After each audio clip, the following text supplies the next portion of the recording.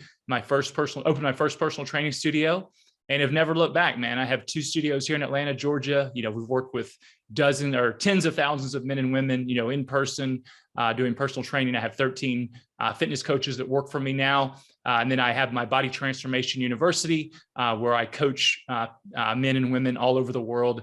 I don't know how many countries we're in now. And then because of COVID last year, we started doing one-on-one virtual personal training, which I never thought.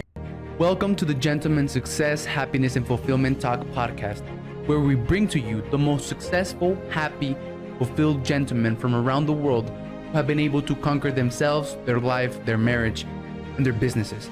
You will be learning from 4-dimensional gentlemen who have cracked the code to the science of having it all. The question is, how can married entrepreneurs with kids become gentlemen, achieve true freedom, and build a successful, happy, and fulfilled life, marriage, and business? This show will give you the answer for that. My name is Alex Ramirez, and I'm your host, and you're welcome to the Gentleman Success, Happiness, Fulfillment Talk podcast. Hello, beautiful people. Welcome to another life-changing episode of the Gentleman Success, Happiness, and Fulfillment Talk with Alex Ramirez, with myself. Today, I have a very special guest, which I got to know at a 10X conference. He's a 10X conference speaker. I got to know him. All of a sudden, a year later, I have him on my podcast. So it's going to be pretty fun conversation. Before I introduce him to you, though, I just want to give a big shout out to all of you who have been leaving comments, reviews, likes on all the major podcasting platforms, Google, Apple, Spotify, and to those who have been watching on YouTube as well. Thank you. And I want to ask you something. I want to ask you that if you get some value out of this interview, if you get something, some piece of information, some feeling, some like an inspiration to go out and do something, I want to ask you to share with one friend, since this is how we grow. This is how we share our message. This is how we motivate, inspire, and bless other people, other men to change their life. So, while you do that, subscribe, like, comment.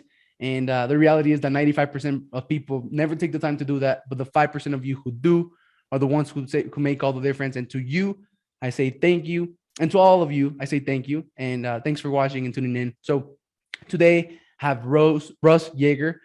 Was that right, man? Yaeger, you got it. You nailed it.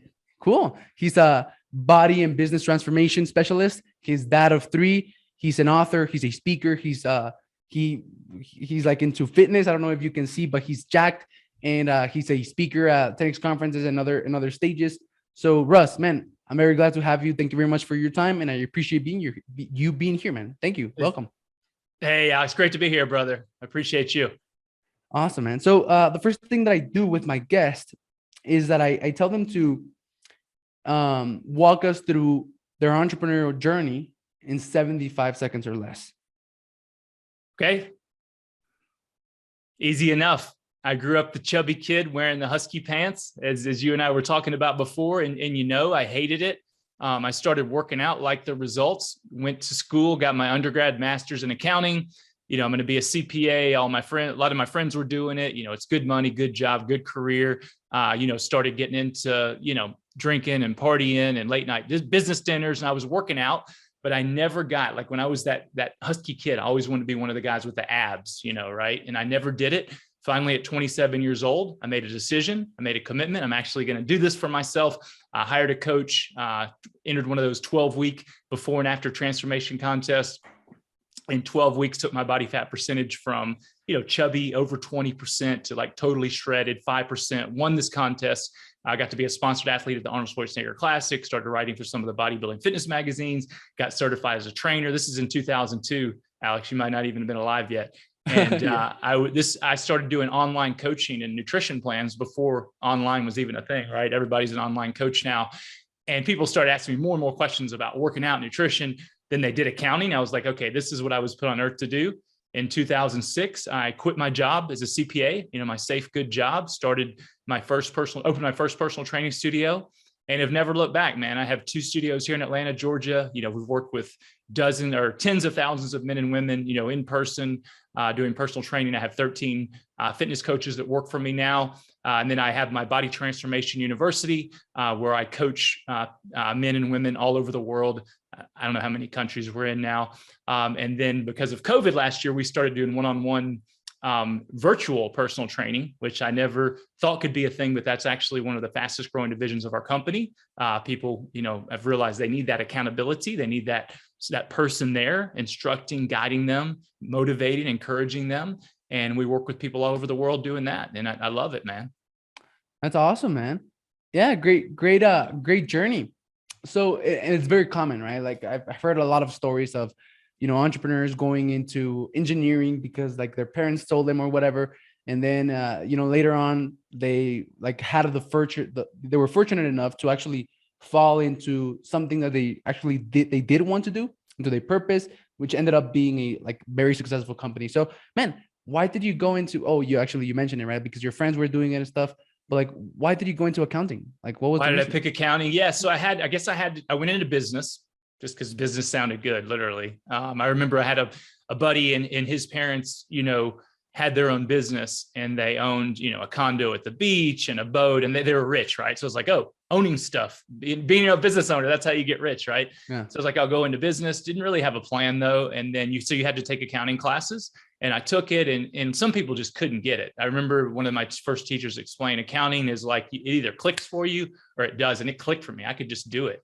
And I was like, okay, I'm good at this. I'm making straight A's. Some of the big companies were coming on, the big firms, and doing these events. And, everybody's like, man, if you can do accounting, you're going to have, great job, great career, great money. And that's, how I picked my career. Yeah. Okay, cool. So accounting. So, like it just came to you, right? Like you were good at it. So man, how have you seen that? And this is just like a selfish question, right?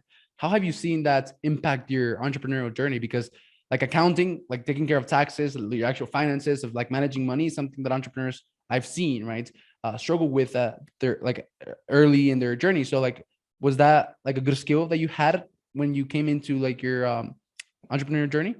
I've always answered that. I've had that question. It's a good question. And I've always answered it as, oh, I'm so thankful for my accounting career because I understand numbers and understand finances. And to a degree, that's true. But the accounting, you're learning debits and credits. You're not really learning how to manage and grow wealth. So the good of it, but there is always a good in everything you do. I believe that. Like I don't do my own taxes. I don't do my own books now. I have a CPA that does that, but I can understand when he sends me the financials, I can understand them. I can ask good questions. I can make sure he's doing what he needs to do. So that's definitely helpful.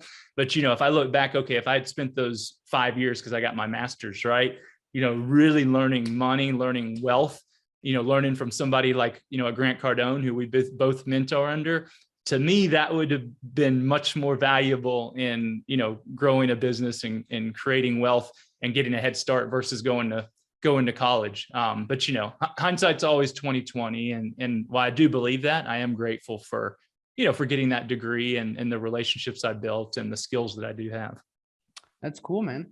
So, cool. So can you talk a little bit more in depth? You mentioned it right now, everything that you're involved in right now. So like, can you talk a little bit more and like, let's just go in depth into like what you're actually doing right now? Yeah, what I'm doing now is, I'm into a lot of things, probably too many things, which that's one, lesson I've learned. I have entrepreneuritis, like a lot of us, where you see that next shiny, item, you can't turn it off. Everywhere I go, I think of a new business idea. And, early in my career, I was doing all these different things. I was growing, my studios. I was still doing, a little bit online. I was, started having a lot of success. I got into Facebook advertising pretty early, like in 2015, cool. And was just having a ton of success. So I had other gym owners that hired me to do their Facebook advertising. So I was doing that. And then I got obsessed with marketing. You learn under guys like Dan Kennedy. And so then I became a licensee for them, and I was teaching this marketing class. I got into network marketing with a nutrition company, Juice Plus, which I'm still with. I love their products, and I'm trying to build a big worldwide organization there.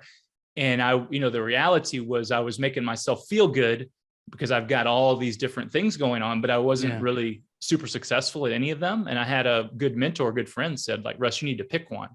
Yeah. A lot of, successful people talk about having multiple streams of income, different businesses. But what a lot of people miss, and what I missed, was you got to get really, really, really good at one thing first, get that thing humming, creating consistent cash flow and success without you having to put a lot of your personal effort into it, because you have systems and you have a team, then you go do the other things. And so I scaled back. I said, I'm going to focus on my studios. This is my core thing, and then we've been growing consistently. We've had our best year.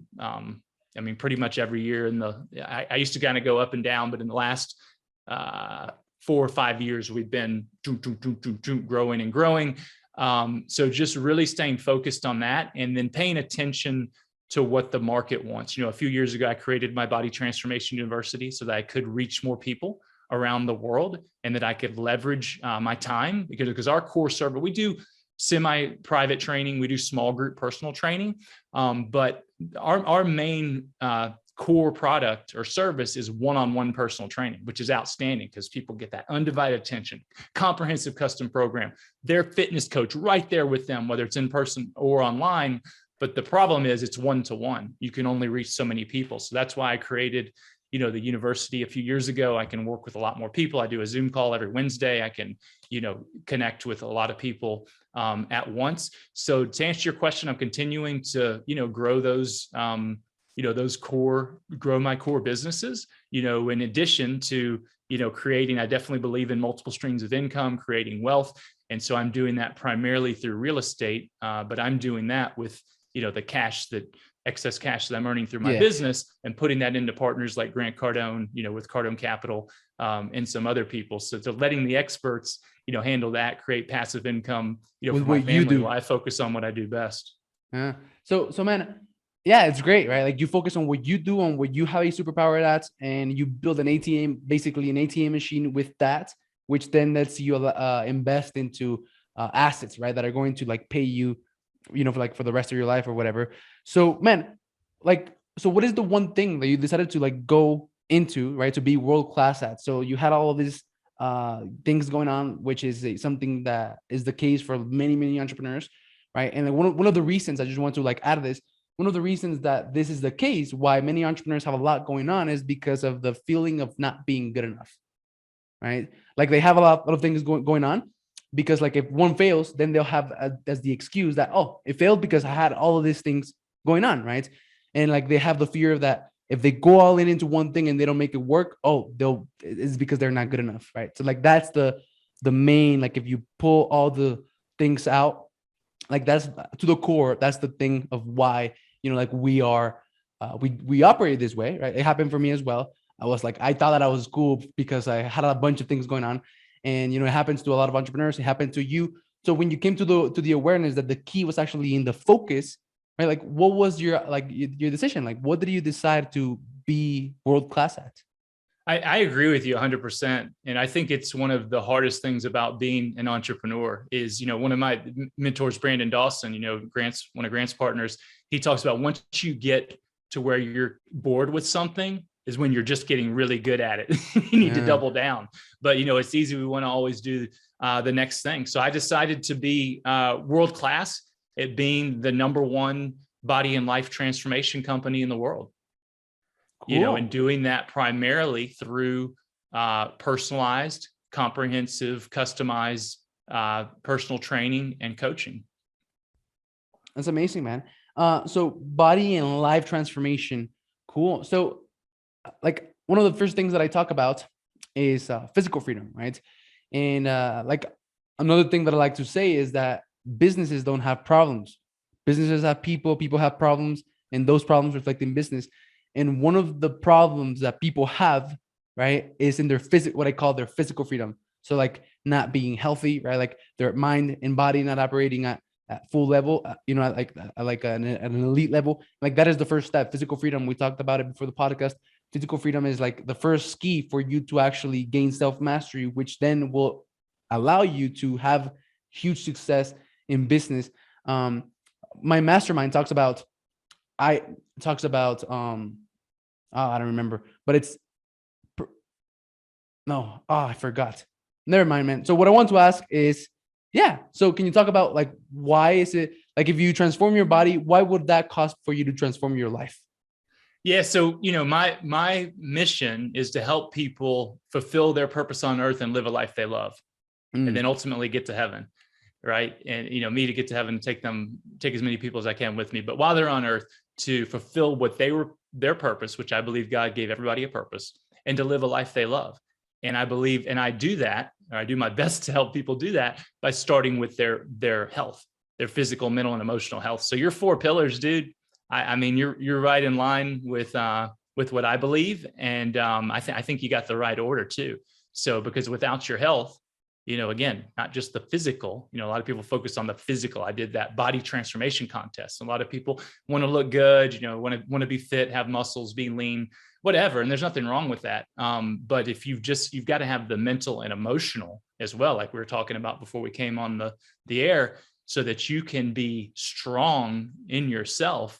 And then you can go out and do whatever it is that you were put on earth to do, because you're never going to be the best if you don't have that health in place first. Yeah, you're never going to be going to be able to reach your full potential if you don't have your health. If you don't put yourself first. And now I remembered, it's IB and EV. So what my mastermind talks about is IB, interpersonal value, right? Like becoming a good entrepreneur first, like taking care of yourself, which with your family, with yourself, with your purpose. And then that will transfer into EV. IB, it will transfer into EV, which is enterprise value. So in order for you to step into your full potential with like your business or whatever, you have to be able to step into your full potential with yourself. So, man, purpose. That's a conversation that I love, that like I was so fortunate to like be able to feel like I have one from very early on. That it's something very rare that I've seen that people have. So how do you find it? How do you help people find it and step into it? Yeah, it's a great question. I mean, I think people need to figure it out for themselves, but again, my job is to help them have the health and energy so they can even think about it. Because you said it, you were talking about it earlier. Most people, they don't take care of their health. They get into maybe negative things, they maybe get, somebody pregnant, they're now a dad at an early age, and all they can do is focus on trying to make money just to survive. And they have no time to even think about purpose or health or anything like that. So that's why you've got to have that foundation. You've got to take care of yourself, again, physically, mentally, and emotionally, so that you even have the opportunity to do that. And I think that's something that, bothered me for a long time is, man, what am I really put on earth to do? But I think it's the thing you need to do is, no matter what you're doing, do your best at it. Right. I was volunteering, at a place, last week. And the guy was like, man, most of the volunteers, like, they don't have, you're just smiling. You're like having such a good attitude. You're willing to do anything. Most people aren't like that. And I said, dude, I believe like whatever I do, I'm not too good for anything. I'm going to do my best. So, a lot of people are waiting. Well, once I get to do what I'm meant to do, and I get to be on stage, or I get to be the boss, or I get to have this ideal job, then I'm going to turn it on. They got it backwards. Like, you're never going to get that opportunity. And if you don't have the skills, and even if you do get lucky and get it, you're not going to have the skills and the development to be able to keep it, and you're going to lose it. So I think, Jim Rohn, I get it exactly right, but he said, be faithful with the small, that you have, so that you can be given more opportunity. And I definitely believe in that. Yeah. The ones that have, if they take care of it, will be given more, right? 100%.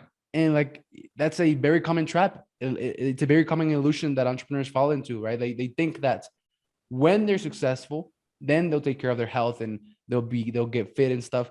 But like, the reality is that like being healthy and being fit is one of the things that will make you successful. So they like have it backwards. Yeah, man. So that's so true. I mean, that's what I tell entrepreneurs, business owners. It's not optional to take care of your health. It needs to be part of your business plan, because you are your biggest asset in your company. That's something that entrepreneurs don't understand, right? Like, you are your biggest asset in your company. Yeah, I use the example. I was like, if you had an asset, worth $1 billion in your company, would you run it 24/7, redline it, never do maintenance on it, and hope and pray it doesn't break down? And of course not. But that's we are, as business owners, our most important asset. And, we drive everything. And so taking care of your physical, mental, and emotional health, it affects everything in either a positive or negative way. That's why like the number one investment that you can make is in yourself, right? Yet a lot of people are fearful to do that. What do you think is that? Why do I think people are fearful to invest in themselves? Is that what you said? Yeah. I don't know, man. I mean, it's hard to, because I do, just like you. I mean, we were just talking about, you're talking about the amount of money you've invested in yourself. I mean, I do the same thing, and I have for a long time. And you always see the, again, going back to Grant Cardone, he talks about, if you invest in yourself, it can't be taken away. So maybe it's because they don't believe in themselves, would be I think if you're, like you said, stripping it away down to the core. Sorry for the interruption. If you're an aspiring, established coach, course creator, author, and speaker, I want to extend an invitation to check out my free training on the podcast Cloak Track Framework by clicking on the link in the description of this podcast.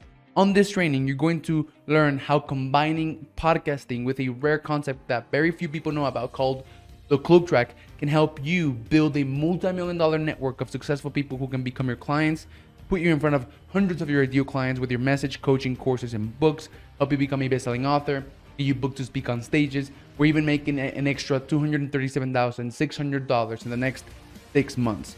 Click on the link of the description of this podcast to learn about the 4 simple steps to make this work. Step number 1 is alignment.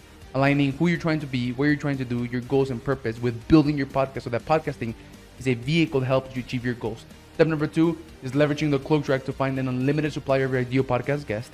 Step number 3 is leveraging the Cloak Track to close an interview with anyone, no matter how rich, famous, or out of your league they may seem.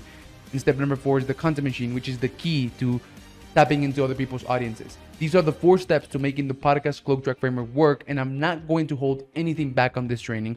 So click on the link in the description of this podcast, go and check it out. And once you've done that, if you feel like this would help, we also have a complimentary, free, absolutely free alignment call to get you started and show you exactly how to implement everything. Get access to the training right now, and I hope you enjoy the rest of this episode. Bye-bye. You're not good enough. Yeah, that's what it is, man. So man, let's see. So now, like, when did you become a father? And, like in your journey, a lot of the reason why for like most people that are going to listen to this, like young entrepreneurs with kids, like they think that the number one problem that they have, like what seems to be the most painful problem is the money, right? And it's because like just the way that they did things in their life, like the order that we were talking about. So like, can you walk me through like your journey? Like when did you become a husband and a father after like being able to make your business work? Like how did that all work out for you? Yeah, definitely. So I became a father later in life. So I'm 47 years old. I got married at 39. I got married younger in my 20s, and that didn't, work out, and no kids. And then my wife, Emily, and I got married. It'll be 8 years in the fall. We knew we wanted to have kids. I was almost 40. She was in her mid 30s. We were like, okay, well, we want to have kids. Let's not mess around. And so she got pregnant pretty much right away after we got married, had our son. And then we said, well, we want to have 2. So, hey, let's go ahead and go for it. And we were sitting in the doctor's office and found out she was having twins. So that was a huge shock. And so we've got three kids. I have a 6-year-old son, 4.5-year-old twin boy and girl. They're unbelievable, amazing. And so I don't know, man. I think, everybody has their own journey. I can't say what it's like to have kids at a younger age. I would imagine, I can't imagine having kids when I was in my 20s. I was definitely not mature. Let's just put it that way. Yeah. I can't see myself being a dad. Definitely didn't have the financial stability, that I have now. But also, man, keeping up. I mean, I have a lot of energy, but dude, my kids, they keep me moving. They wear me out. So I think I think it's different. I mean, everybody has their own journey, but I, started later in life, with my kids, which again is one of my main motivations to be healthy and fit. I'm going to be, let's see I'm going to be 60 when they're in my 60s, when they're graduating, which sounds crazy to say. I don't want to be the old grandpa dad, that can't even dance with my daughter at her wedding. I want to be able to move and be fit and, be a good example for them. And you're 47, man. You look great, man. Like, holy shit. Like, if you go to Russ's Instagram, you'll see his like pictures of him ripped and stuff. So, man, I just want to give props to that. Like, you're an inspiration to me. Like, I want to, like, I have these stories growing up in a Mexican household and just like the culture that I was raised in. That, but like, when you're 40, you're like done. Like, like most 40-year-olds in my family and in like the culture where I grew up are like done. They're like they have the belly and they get tired going up some stairs and they drink beer. Oh man, that's I'm not going to like stick to that status quo. So, like you just need to see better or not better, but different examples like myself. And that's why it's funny. I always look for people, because I thought that too, man. I remember when my dad turned 40, like that's so old. I'm freaking 50 in 3 years. And, I feel, I'm in arguing the best shape of my life. I feel great, but it takes work. So I'm always looking, that's a game I play. I'm always looking for people older than me that are like really vibrant, and alive. And, my coach, Skip LaCour, is the top natural bodybuilder in the world. He's the one who helped me win that transformation contest. He's if he's not 60, he's almost 60. And this guy, I mean, he still looks unbelievable. I look at a Grant Cardone that I think is 64, 63, 64, and that guy's not only hugely successful, financially and business wise, but healthy, fit, energetic. So I'm always looking for people older than me that are doing great, physically, again, mentally, emotionally, so that it can let me know it is possible, And that's exactly one of the reasons why I started my podcast, right? To like interview and get around with, talk to, learn from people who are like literally decades away ahead of me, and learn from them, surround myself with them. And by surrounding, one of the easiest ways to have success is to put yourself where success can find you. I think that's a line from Grant Cardone. And that's what I'm doing, right? And every time I jump on one of these interviews, man, it's like holding a big mirror in front of me, and I'm able to see all the things, all the qualities that I have, and I'm able to see all of the things that I have yet to develop. So it's pretty amazing. Yeah. So let me give some value. My guess is you've got a pretty young, or a lot of your audience is young, like yourself, in your 20s. So you gave me props for being ripped in the abs, and I appreciate that. And I think it's it's cool to take care of your body and see the benefits of having muscle and all that. But I can tell you, I've focused solely on that or primarily on that for a long time without the recovery. And I can tell you, when you get into your 30s, 40s, 50s, the older I get, I still want to have muscles, right? I want to look better than the 20-year-old and have the abs. But more importantly, I focus on the health. And so things like stretching, recovery, massage, doing cold showers, doing breathing, making sure I get the proper nutrients in my body, not just eating the right amount of calories and protein so that I can stay lean, but, getting all the nutrients, vitamins, minerals, trying to keep out, a lot of the, junk, so to speak, while still enjoying some foods. I believe in that. I believe when you try to eat 100% clean, it's not realistic. So I believe in fitting in, a little bit of things that you like that are not necessarily great for you, but taste good, with your overall plan.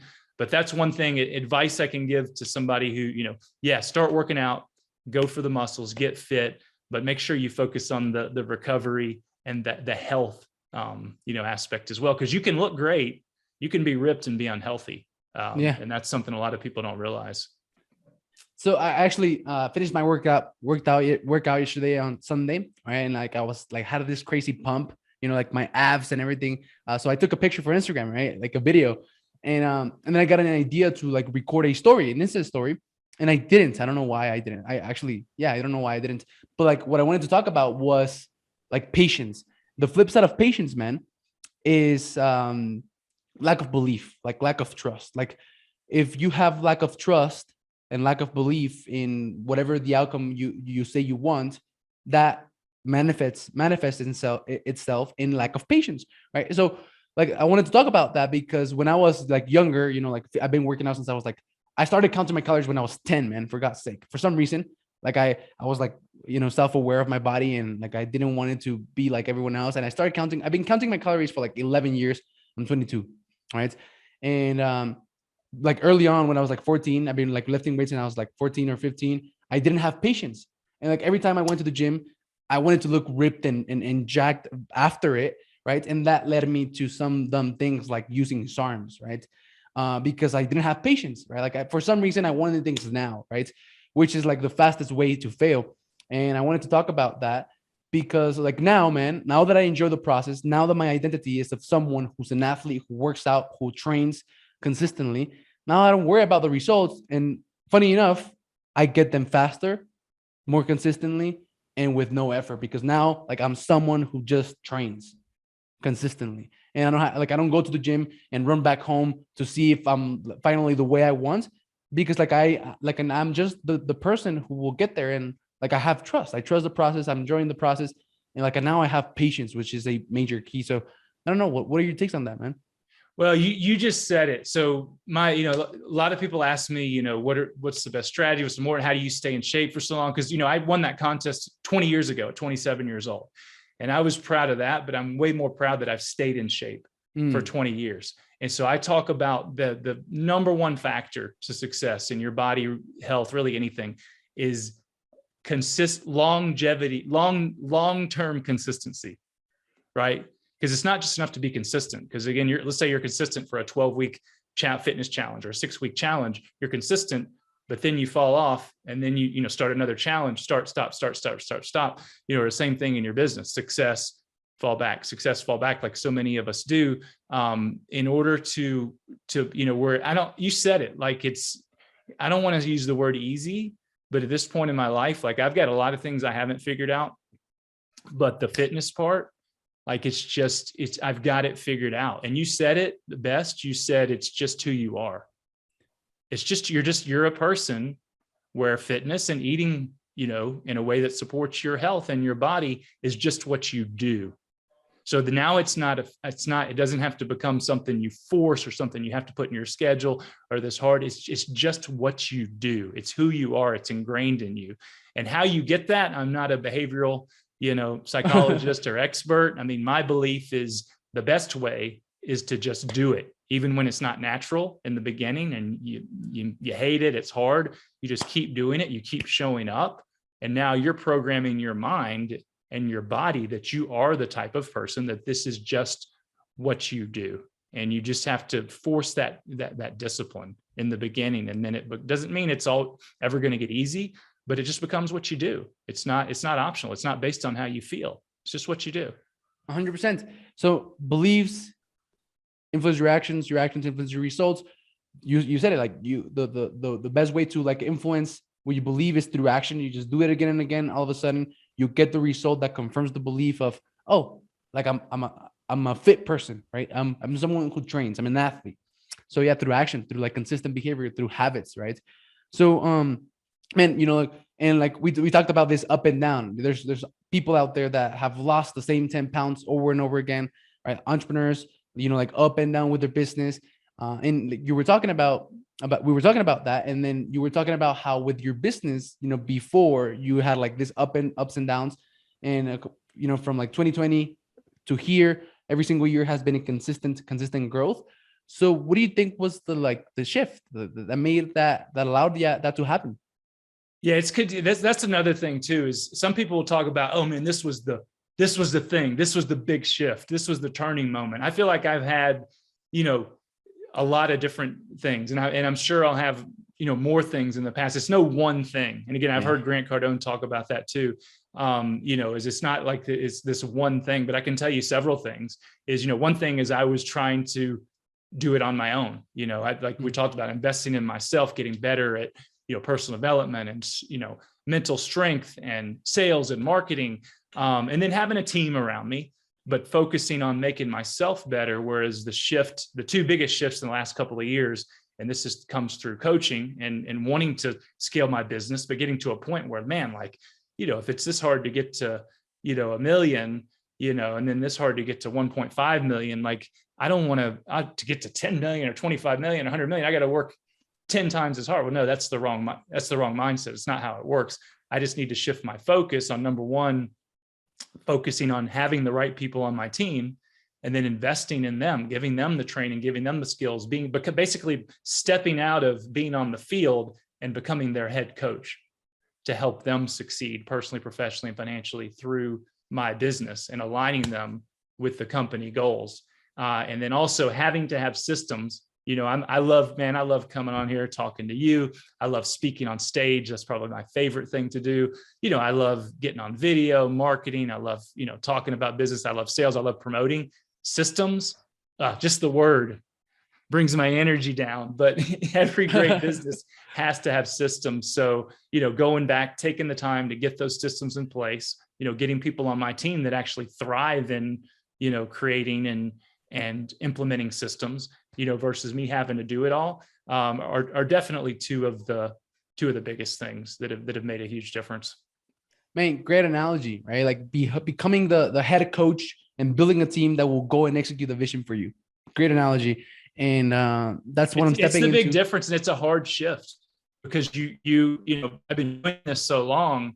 I know, I like to think I know all the answers, and I do know a lot of the answers. So it's just easier for me to just either say, "Hey, here's how you do it," right? Or I'm just gonna do it because I can do it faster. But the problem with that is you're suppressing people. You're not letting them grow. So I have to force myself to slow down, ask good questions, and help them develop where they can improve their skill level, mindset, confidence, so that they can again grow. And in turn, the business grows. Man, going from like solopreneur into like hiring and building a team is a huge shift that a lot of entrepreneurs have to make, that I've been able to make in the past couple of months. That like what holds entrepreneurs back from doing that, from making that shift, is again the fear of not being good enough, man. Ego, right? Because like if you get people to do what you think you are the only one who can do, right? It triggers you to like, holy shit, like I'm not, like there's people that are better than me, right? So yeah, like it's a huge shift that entrepreneurs have to make. So man, I end my interviews with 5 questions, and I want to have enough time to ask them. But before I do, I have one last question, which is, how does it feel, man, to like mentally, physically, like be, like fit, emotionally, right? Like you wouldn't have the success that you have if you hadn't like a certain level of emotional mastery, being a husband and a father, having financial freedom. How does it feel, man, to have it all? Man, it feels really good, Alex. And I appreciate you asking that question, because I'm like most entrepreneurs, I'm always looking for the next thing, moving forward, 100 miles an hour. And like, I'm nowhere near, and to have it all. I think that's relative, because where I am now, you talk to like, and I appreciate you, man, having me on and saying, hey, you're somebody that's, ahead of me in years and, maybe, business success or whatever. But like, I always look at like myself 10 years ago, or even just 5 years ago. And I'm like, man, that guy was just messing around. What were you doing? And yeah. I know the 55-year-old version of me, 60-year-old version of me is going to look at me now and is going to be like, man, you were playing so small. What were you doing? And that's the way it should be, right? Because if you reach your pinnacle if I reach my pinnacle at 47, what am I going to do for the rest of my life? I'm going to decline or rot on in the golf course, or, get the big belly or whatever. So it's, continuing to improve and get better. I have big dreams. I have big ambitions. I believe that you're either growing or dying. I do believe that. But at the same time, I'm extremely blessed, health-wise, financial-wise, business-wise, family-wise. I mean, I get to do something that makes a big difference, helps change people's lives, get paid really well for it. I get to speak on stages, like Grant Cardone's Growth Con. I mean, I have 3, amazing, healthy kids. I mean, it's awesome, man. So it's important, I think, to slow down, and, gratitude is something that it's easy to take things for granted, but every day, every morning, every night, my rule is I have to at least think of and feel 3 things, that I'm grateful for. And it's pretty easy. Yeah. Awesome. And yeah, gratitude is a major key, right? Like looking back and being like, holy shit, like this is how far I've gone. So yeah, gratitude is great, man. So man, my first question is, what piece of advice would you give your 20-year-old self if you could? Like, not change your life or redo anything, just give your 20-year-old self some advice. What would that be? Man, so many things, but I'll say that what comes to mind first is to don't focus, think about your 40-year-old self. And what I mean by that is get your money, just sum up, get your money right and lay off the booze. Okay. Yeah. That simple. Those, I mean, there's a lot, dude. We could go for the rest of the day with advice I'd give myself, but those are two of the biggest things. Cause not if I knew now what I knew then, or if I knew then what I know now, like I would be way, way ahead, financially. And then again, not that money's everything, but like you talked about in your pillars, like health, I did a good job of, your second was emotion, right? Yeah. And I think I've worked on myself. Again, I continue to work on myself, but I have a good, I think, grounded, place of where I am and who I am. And have had that, been working on that for a long time. Number three, the financial, right? I mean that, and then you said it, with the financial allows you to focus on being a great husband, being a great dad, all of those things. So I didn't focus on that. I wasted a lot of money. And again, the alcohol is just like that wastes a lot of money, and nothing really ever good, it comes from it. It gets you in a lot of trouble, or at least it did for me. Cool. Amazing. Yeah. And yeah, great, man. So thanks for that. The second question is around mindsets. So what is one mindset shift that you've had that you can share that has allowed you to get to where you are right now, with your life and business? A mindset shift. Again, there's a lot of them, but let's go. I mean, we'll go back to, I think, gratitude, gratitude, but remaining hungry, because you got to be careful. If you're just like, oh, I'm so grateful, everything's perfect, it can kill your drive, right? To go for more and reach your full potential. So that's something I think I'm pretty good at, is I'm very driven, very ambitious. I always want more, but I'm happy, truly happy with what I have. And I know that, there's a higher power in God, and that he could take everything away. And, I have I guess like almost kind of weird peace about that. Like if everything, don't get me wrong, I don't want everything to be taken away, but if it was, I have faith I'd be okay. That's amazing. You know how I call that? I call that contempt without complacency. I like that. Cool. So the third question is mindset map clarity. It's around clarity, man. So do you have any tactic, tool, strategy, piece of advice that would help people be more clear, have more clarity in their life? I do. So, so many people, again, are running 100 miles an hour, working towards their goal, doing, morning routines, going to conferences, grinding, but not taking the time to actually figure out what they want. So what I did differently this year for my goals, instead of just writing down my goals, I don't have my book here. I have a 10X planner, right? That I literally write my goals in every morning, every night, long-term goals, and I write my daily targets. But are your goals and targets taking you towards the life you want? So I think taking the time, and really taking the time and getting out of your normal environment, maybe going out of town, or you go into a park or whatever, and asking the question first, before you ask, what are your goals? Ask, what do I want my life to be? And then going and setting your goals and plan based off of that. Yeah. What do I want for my life? What do I want for my life to look like? What do I want for, like the most important question, man, in life. But yet, if you ask 100 people, 99 will tell you, like, what do you mean? Like, I don't know, right? Crazy. So, and then a very important part is like getting out of your environment. So like if you are trying to figure that out in like your living room, in the same place in which you're normally stressed out and just thinking about problems, you probably won't do such a good job. But so yeah, getting out of that environment is a really cool, really good point. So yeah, the next question is mindset map motion. What is one habit that you have that you think has contributed to your success? I mean, that's easy. It's making the fitness a regular part of my day. Yeah. Cool. Right, dude. You go into a workout, if you're feeling bad, you feel good. If you're feeling good, you feel great. And if you're feeling great, you feel unstoppable. And that carries over into the rest of your day. And into all the areas of your life. Cool. So the last question is around mindset map, motion, measuring and tracking. We talked a little bit about this when we were talking about your accounting journey. So what do you think about measuring and tracking, man?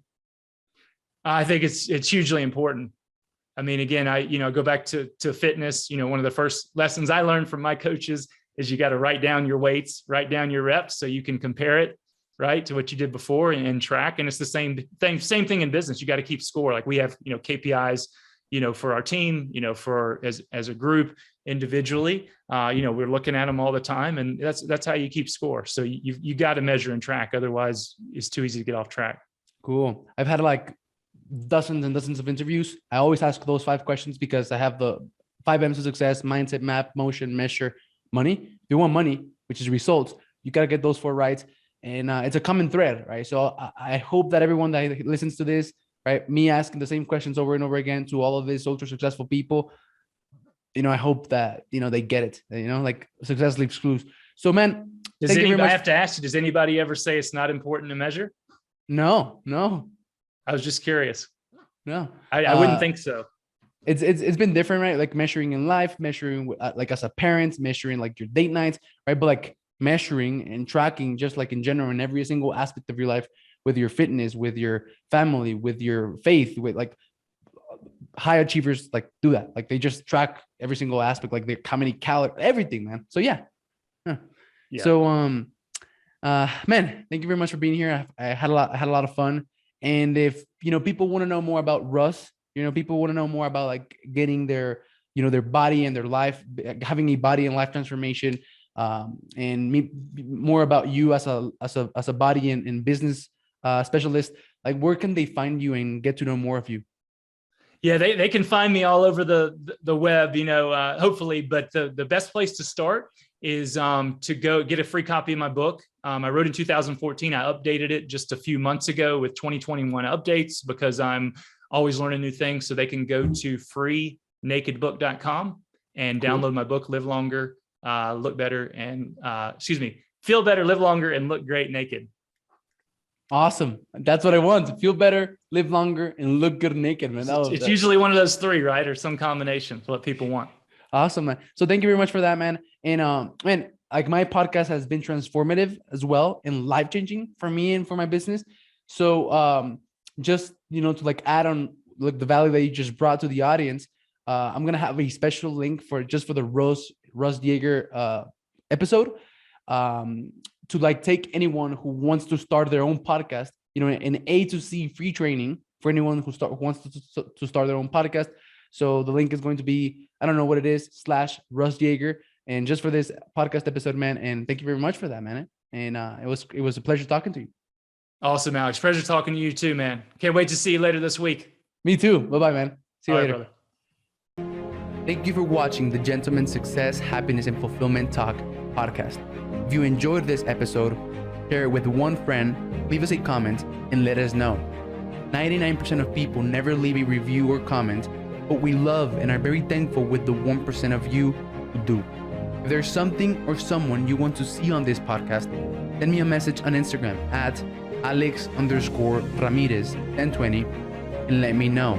As a thank you for that, I have an amazing surprise for each and every one of you who does take the time to leave us a comment or review on YouTube or one of the major podcasting platforms